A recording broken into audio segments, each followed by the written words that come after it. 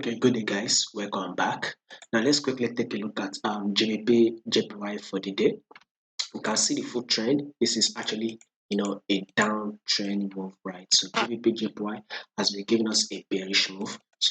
So about the day before yesterday, there was a massive drop that happened on our JPY. As you can see on the JPY index, there was kind of like a massive drop. So this is one of the reasons why GBP to JPY actually gave us a bullish move. But yesterday we actually ended up closing, bearish. That is on our GBP JPY.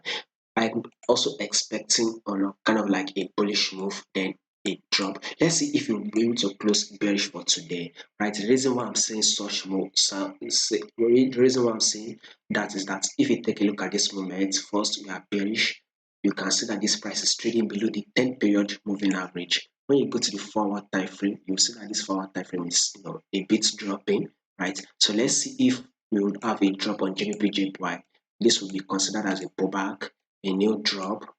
A pullback should be made here, right? We should now expect one more drop on this GBPJPY. So I'll be watching out for a level of 157 before we kind of continue that bullish move. I believe this GBPJPY will go bullish, but first we still need to have more drops. So this is one of the reasons why this GBPJPY we are currently trading at 158. Let us see if it will get to a level of 157, or let's say 157,400. So I'm watching out for a level of 157,400 on GBPJPY. If you can hit that level, then we should expect kind of like a push up for the day.